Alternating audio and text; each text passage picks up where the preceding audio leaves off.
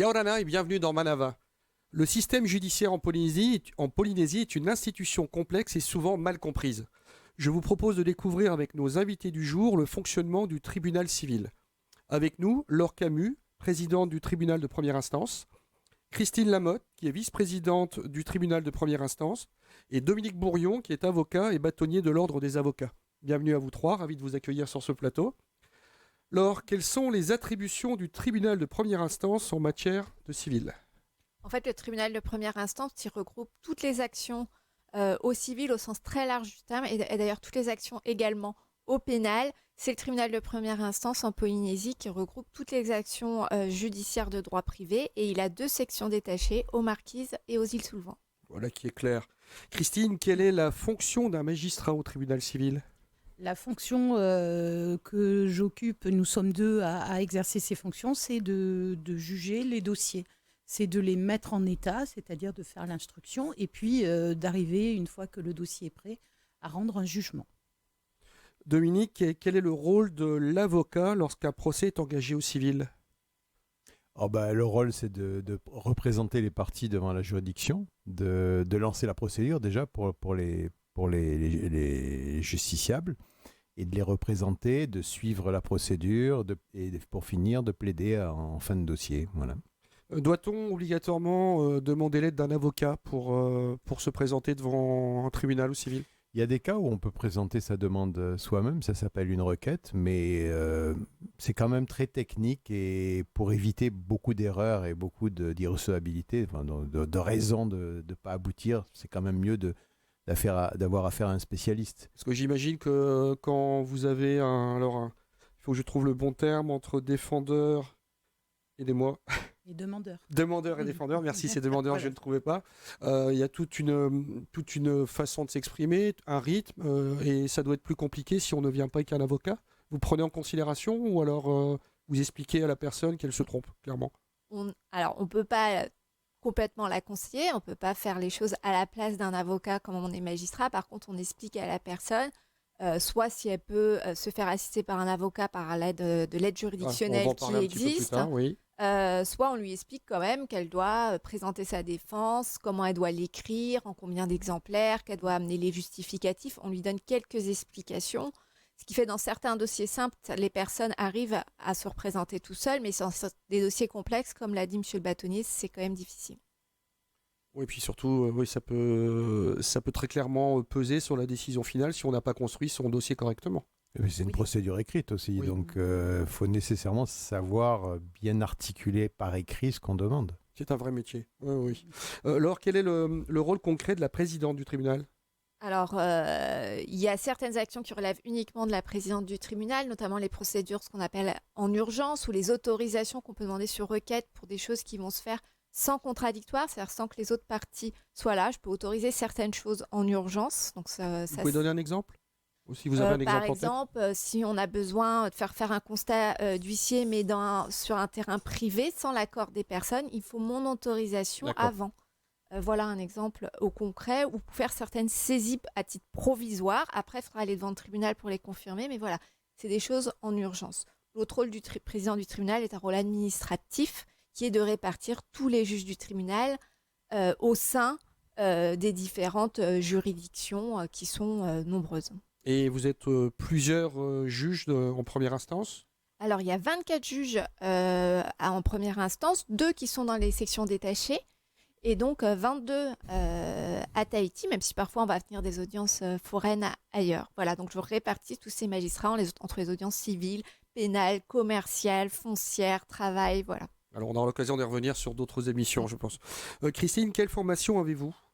Moi, j'ai une formation d'étudiante en droit. En fait, j'ai une maîtrise de droit, puisqu'à l'époque, c'était une maîtrise. Et puis ensuite, j'ai passé le concours de l'École nationale de la magistrature et j'ai la formation de l'École nationale de la magistrature. Tout ça prend combien de temps ? Alors, la maîtrise, maintenant, c'est 4 ans. Enfin, c'était 4 ans, maintenant, c'est 5 ans. Et l'école, la scolarité dure une trentaine de mois. D'accord. Et ensuite, comment on arrive en Polynésie en répondant, c'est-à-dire qu'on propose des postes et vous postulez, ou alors ça fonctionne comment? Alors, les mutations des magistrats, en général, on demande les postes qu'on souhaiterait avoir. En ce qui me concerne, il y a, comme c'est le cas parfois, il y a des appels à candidature sur des postes avec des profils précis. Et donc, moi, j'ai répondu à un appel à candidature et j'ai été retenue sur un profil de magistrat civiliste. Et on a besoin d'avoir déjà un peu d'expérience en combien de temps on devient vice-présidente, par exemple? Est-ce que c'est à l'expérience? Alors, il y a des conditions de temps et puis d'inscription sur un tableau d'avancement. Enfin, c'est un peu technique, mais disons que, grosso modo, après 7 ans de fonction, on peut prétendre à devenir vice-président. Voilà. Dominique, plaider au civil, c'est une spécialité, et est-ce qu'il y a des formations particulières? Je pense pas. Un avocat peut tout plaider normalement. Ceci dit, on ne plaide pas énormément en civil, comme c'est une procédure écrite. C'est plus... Bien souvent, il y a des audiences de plaidoirie pour des dossiers un peu spécifiques, un peu particuliers, où on a besoin de polariser nos observations sur certains points importants du dossier pour que le magistrat soit plus aiguillé sur ces points importants. Mais on ne plaide pas un dossier. Si on fait des conclusions de 40 pages, on va pas, le magistrat sait lire, on ne va pas lire les conclusions, on va juste polariser sur certains points. Alors, mais pas tous les dossiers. Quel type d'affaires, justement, vont se retrouver au civil, et sur quel type d'affaires vous pouvez travailler? Il y en a une multitude, c'est très difficile d'être précis. Si on prend un contrat civil, un contrat de bail ou un contrat de construction, par exemple, nécessairement, il y aura des points à expliquer. Mais il y en a tellement de différents, c'est très très difficile de vous donner. Je peux vous donner 2 heures d'exemple, comme vous donner un exemple assez vague, mais tout ce qui est rapport entre deux particuliers, en fait, et toutes les difficultés entre deux particuliers. Alors comment? Oui, Laure, vous vouliez rajouter quelque chose? C'est ça, en fait, le civil, c'est tous les litiges au sens large entre des particuliers. Donc dès que vous n'êtes pas d'accord avec quelqu'un d'autre, c'est le juge civil qui va intervenir. C'est-à-dire qu'il n'y a pas... il n'y a ni l'État, ni la société, comme au pénal, qui va intervenir. C'est très clairement entre deux personnes, personnes, une société, ou ce genre de choses. Ouais. C'est ça. Et les affaires familiales, par exemple? Également, ça fait partie du civil au sens large du terme, où on a un juge spécialisé dans ces affaires-là, mais les affaires familiales font partie de ce qu'on appelle le civil en général. Est-ce qu'il y a des affaires où il y a un montant? Parce que j'ai vu qu'il y a des limites de montant en jeu. Si plus élevé, est-ce que ça change de tribunal?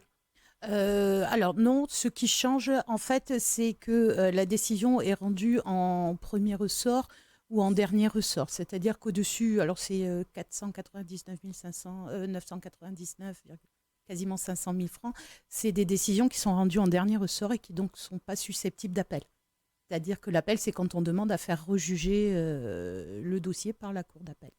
Et ensuite, ça change, donc la cour d'appel, on change de juge, on change ainsi de suite. Oui. On change de juge, on change de juridiction, puisque c'est plus le tribunal de première instance, c'est la cour d'appel.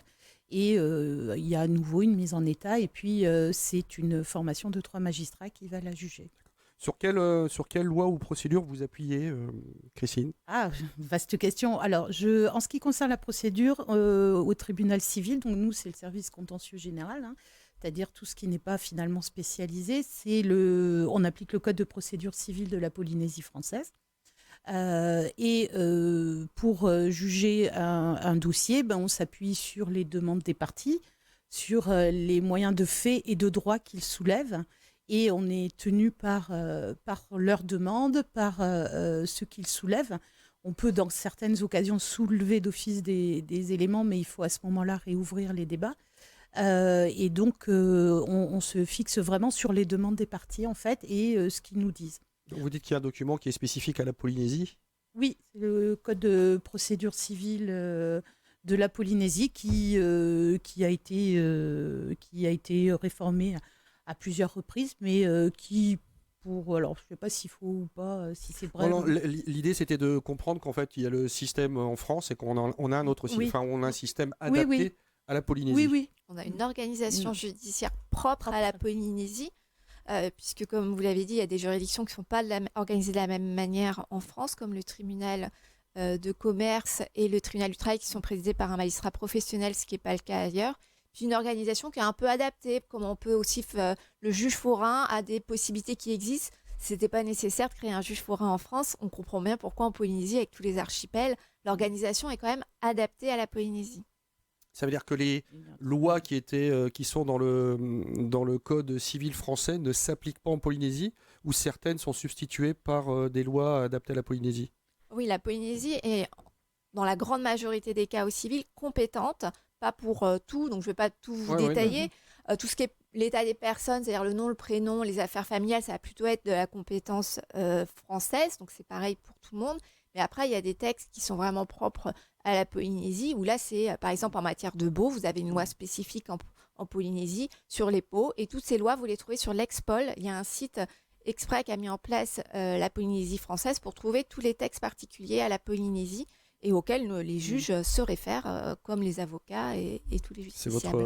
C'est votre manuel au quotidien, on va dire. Et c'est d'ailleurs la difficulté, c'est de savoir si tel ou tel texte est applicable, parce que les gens ont l'habitude d'aller sur Internet en disant oui, mais moi j'ai vu une décision de cassation qui dit ça, ça et ça. C'est le sens de ma question, vous devez avoir sur la base d'un Oui. texte qui n'est pas applicable à la Polynésie française. Donc ça fausse un petit peu les rapports avec les gens qui ont maintenant l'habitude d'aller voir sur Internet. C'est pour ça que c'est important de prendre un professionnel pour faire les procédures, parce que c'est très spécifique. Même nous, quand on a un dossier, on se pose d'abord la question de savoir si le texte qu'on va invoquer est applicable à la Polynésie. Vous jonglez entre les deux codes. Et on jongle, on essaye de voir à chaque fois si c'est applicable. Heureusement, on a eu un code civil local qui vient d'être édité, qui permet d'avoir une synthèse de tout ça, même si c'est pas parfait, mais c'est déjà quand même une énorme piste. Et on s'aperçoit bien qu'entre le code civil de métropole et celui d'ici, le volume n'est pas le même, l'épaisseur n'est pas la même, puisque la Polynésie a la possibilité d'appliquer ou pas certains textes. Elle a le choix. Et comment est-ce qu'on engage Dominique, justement, comment est-ce qu'on engage une procédure au civil? On fait une requête, ça a un nom un peu technique, mais c'est une demande écrite qu'on dépose au tribunal, où on expose ses moyens, ce qu'on souhaite voir juger. Et quel résultat on veut, et sur quel texte on se fonde, et qui on est. Enfin bon, il y a quand même tout un tas de critères qu'il faut quand même indiquer dans sa procédure. Et ensuite, une fois qu'on a une date d'audience, on va demander à un huissier d'aller délivrer ce qu'on appelle une assignation, c'est-à-dire en fait, c'est comme on va informer celui qui est en défense qu'on lui fait un procès, qu'il faut qu'il vienne à telle date au tribunal pour se défendre, sinon il sera jugé en son absence. Est-ce que certains clients qui viennent vous voir, vous leur expliquez qu'il n'est peut-être pas nécessaire d'aller jusqu'à un jugement? Est-ce qu'il y a d'autres possibilités? Ça rejoint la dernière émission qu'on avait faite sur la médiation. Effectivement, on a la possibilité peut-être d'essayer de trouver des accords, soit autour d'une médiation, soit autour de protocoles d'accord entre avocats aussi, puisque les avocats aussi ont la possibilité de négocier entre eux et de faire un protocole d'accord qui met fin au litige. Ça, c'est faisable aussi. Je voulais qu'on le rappelle quand même, parce que comme c'est plutôt technique, c'est pas plus mal de refaire un rappel de temps en temps. Alors, quels sont les auxiliaires du juge? Alors, il y a les greffiers, puisque un juge a toujours un greffier avec lui à l'audience qui authentifie la procédure et ce qui s'y passe. C'est un rôle vraiment d'authentification par le greffier. Il note tout ce qui se passe, tout ce qu'il dit? Alors, ça dépend du type de procédure. C'est pareil, ça c'est difficile, mais il va attester de comment ça se passe, si les personnes sont là, si les pièces ont bien été déposées dans les temps. Voilà, c'est un rôle d'authentification. Puis c'est une assistance aussi aux juges pour la mise en forme des jugements, leur notification. Enfin voilà, c'est tout ça. Il y a les huissiers de justice, évidemment, dont on a déjà évoqué, qui délivrent les assignations, qui s'assurent aussi de l'exécution des décisions. Et puis qui font, parce que les juges se déplacent rarement sur les lieux, donc on a beaucoup besoin des huissiers pour faire des constats d'huissiers qui servent de preuve pour le juge, puisqu'ils vont avoir constaté, et donc ça va être mis comme une pièce importante dans les procédures judiciaires. Et donc Dominique, vous, les auxiliaires des parties, j'ai noté qu'il y avait les notaires. Les notaires, non, puisque les notaires s'occupent de tout ce qui est immobilier, tout ce qui est vente, achat d'immobilier, les hypothèques de banque, etc. C'est pas vraiment un auxiliaire, sauf peut-être en matière d'affaires familiales, si effectivement on ordonne la liquidation d'un régime matrimonial, on passera par les notaires. Donc on y a recours, mais nous, c'est plutôt les huissiers avec qui on travaille, que ce soit pour les constats, comme disait Madame Camus, que ce soit par les assignations à faire délivrer, par les mises en demeure, par les sommations, par les exécutions. Donc les huissiers sont vraiment pleinement en permanence en lien avec les avocats pour les procédures. Sans l'huissier, on ne peut pas travailler. Oui. Vous expliquez aussi que ça vous permet de ne pas être sur le terrain tout le temps. Il y a aussi les experts qu'on peut désigner. Oui, il y a des experts. C'était une de mes autres questions. Parce que quelquefois, vous êtes... Non, mais vous avez bien fait. Quelquefois, vous êtes dans un domaine de compétences qui n'est pas le vôtre. Ah oui, exactement. Et même très régulièrement, quand on nous parle de construction, de mécanique, dans certains domaines, effectivement, on peut avoir recours à un expert, c'est-à-dire qu'on ordonne une expertise qui est vraiment encadrée dans des règles très strictes pour garantir la neutralité de l'expert et le contradictoire, et que les parties puissent assister aux opérations d'expertise et puis aussi faire leurs observations devant l'expert. Donc ça permet d'avoir un avis technique éclairé sur lequel on peut s'appuyer également pour rendre une décision dans des matières qu'on ne connaît pas. De toute façon, le juge ne peut pas faire utiliser ses connaissances personnelles dans un domaine pour rendre une décision. Il ne peut utiliser que ce que lui donnent les parties. Et donc, l'expertise sera un ajout précieux dans certaines matières. Alors, on y va avec précaution parce que c'est des mesures qui coûtent cher aux parties et qui prennent du temps aussi. Donc, il faut vraiment que ce soit indispensable. Et l'expert est systématiquement validé par les deux parties?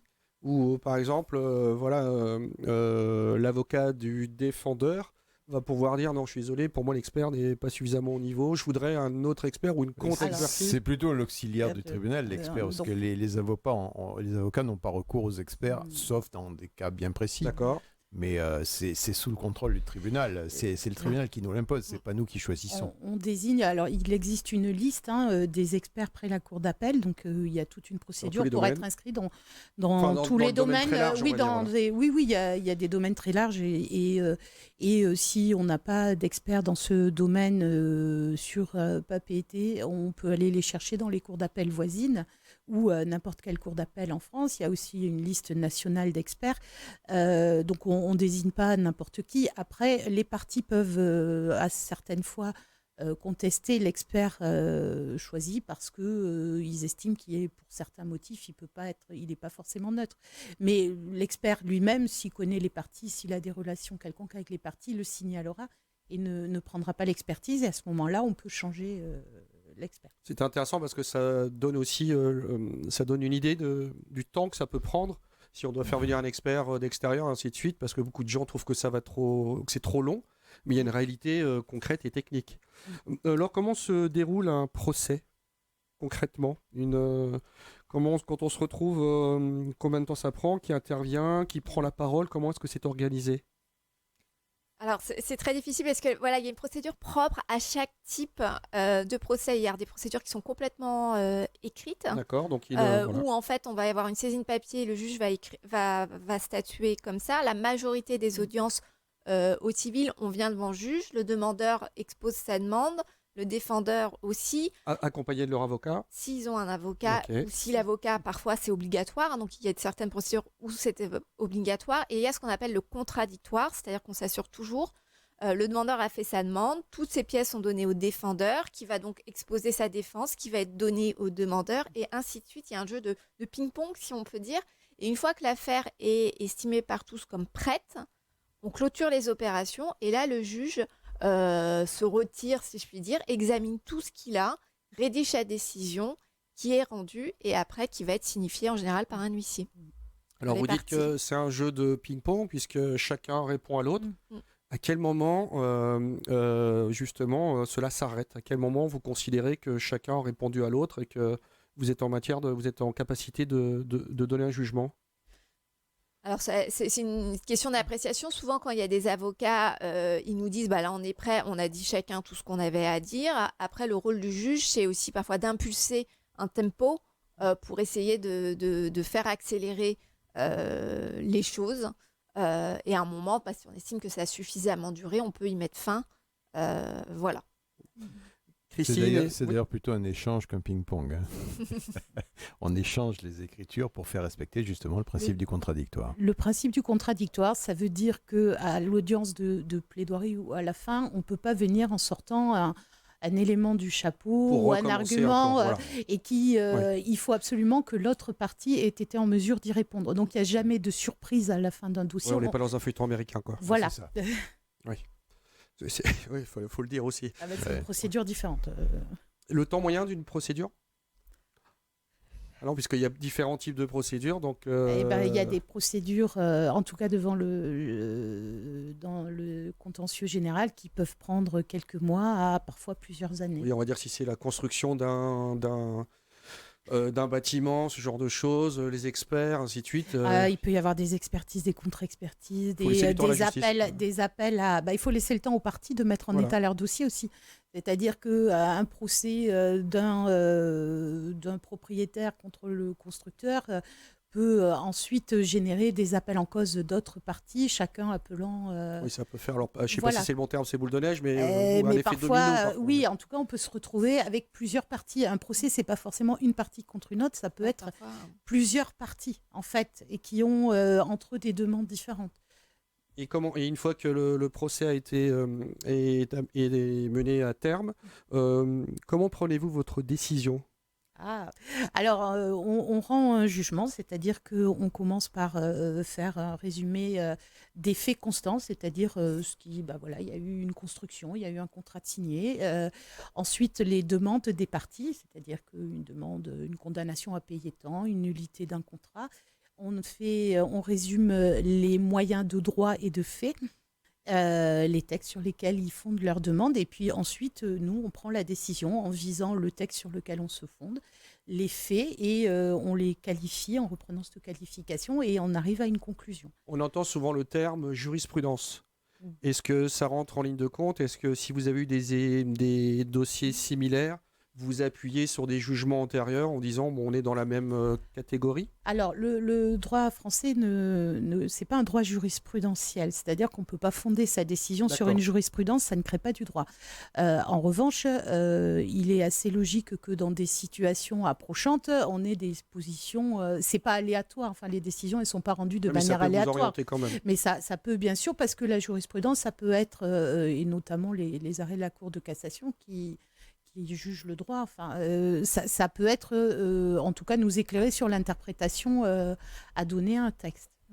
Dominique, si le juge, l'avocat estime que le jugement qui a été donné ne lui convient pas ou ne veut pas dans le bon sens, on fait appel. Vous faites appel. Oui, c'est le recours démocratique. On fait appel. Le juge rend sa décision et on la contestera devant la cour d'appel. Ça sera rejugé en appel devant 3 magistrats, à peu près sur le même circuit qu'on vient d'expliquer en première instance. Pour retravailler le dossier ? Il faut retravailler le dossier et puis on essaye de critiquer, entre guillemets, c'est pas une critique, mais une analyse du jugement de première instance pour expliquer pourquoi on considère que c'est pas comme ça qu'on voyait les choses, et puis on demande à la Cour d'infirmer le jugement, c'est-à-dire je sais pas comment le dire dans un autre mot, parce que c'est très technique, mais de prendre une décision différente qui correspondrait plus à ce qu'on souhaitait. J'ai vu que sur le site de l'Ordre des avocats, il y a le service aux particuliers. Vous pouviez en donner deux, trois petits mots. En fait, c'est une aide. On assure un service de consultation juridique gratuite. Voilà. Pour le moment, c'est 2 fois par mois. On pense l'amplifier un petit peu. J'ai vu que sur votre site, je le dis aux personnes qui s'intéresseraient, ils vont sur le site et vous avez indiqué les dates et les heures auxquelles vous donnez des conseils gracieusement. C'est ça, oui, c'est gratuit, oui. Quels que soient les revenus que la personne peut avoir, c'est gratuit. Et c'est intéressant parce que on peut venir auprès de vous, avoir quelques explications. Laure, une fois que le jugement est prononcé, quel type de sanctions prononcez-vous une fois que vous avez jugé? En fait, quand on juge, ça dépend de ce qui nous a été demandé. On peut, par exemple, sur un bail, quelqu'un qui n'a pas payé, ordonner une expulsion, ordonner le paiement. Encore une fois, après, ce sera aux parties en général d'aller voir un huissier qui est vraiment chargé de l'exécution des décisions, une fois que celles-ci ont bien été signifiées aux personnes et que les délais de recours sont épuisés. Après, je précise quand même on peut aussi avoir des décisions rendues très rapidement en justice. Parfois, ça peut prendre quelques jours. Notamment en référé, où les avocats, les personnes nous saisissent en urgence, et vous pouvez, quand l'urgence le requiert, avoir une décision de justice en quelques jours. Voilà, c'est vraiment la durée d'une procédure, c'est en fonction aussi de sa nature. Mais par exemple, vous avez un blocage d'une servitude par quelqu'un qui a mis des pierres qui empêchent les gens de circuler, on peut très bien saisir le juge et avoir une décision très rapides en référé ou d'autres décisions assez simples par rapport au loyer ou de paiement peuvent être rendues vraiment dans des délais très, très courts, en tout cas inférieurs à 6 mois par le tribunal. Petite question aussi, parce qu'on habite en Polynésie, c'est petit, on connaît du monde. Et ma question, c'est vers qui renvoyer une affaire si vous connaissez l'un des protagonistes ? Vers un collègue déjà. C'est-à-dire que vous dites clairement, non, je connais la personne, donc vous, je ne sais pas quel est le terme, on se désiste ou on se défait de l'affaire. Nous, on est deux à faire du civil, donc on se les transmet. Et après, si les parties peuvent aussi demander, mais alors c'est des choses plus compliquées pour s'ils estiment qu'ils connaissent le juge ou que le juge connaît l'autre partie, ils peuvent aussi le soulever. Et dans ce cas-là, on va l'envoyer vers une autre juridiction ? Voilà, je vais désigner un autre magistrat. Pour statuer, puisqu'effectivement, tous les magistrats de Tahiti habitent à Tahiti, et donc ça peut être des personnes avec qui ils connaissent le travail, la question me semble évidente. On renvoie. En fait, parfois, on s'en rend compte qu'à l'audience, et puis on renvoie sur un autre juge. Si ils sont deux juges, ils vont se renvoyer entre eux, s'ils sont le même contentieux. S'il n'y a qu'un juge qui fait ce type d'affaires, exceptionnellement, je vais désigner un autre magistrat pour ce dossier-là. Ça sera la conclusion. Nous avons pu découvrir, grâce à votre éclairage, le fonctionnement de cette juridiction particulière, qui est le tribunal civil. Merci à vous trois d'avoir répondu à mes questions. Alors, cette émission est en replay sur le site de TNTV. Bonne fin de journée avec TNTV.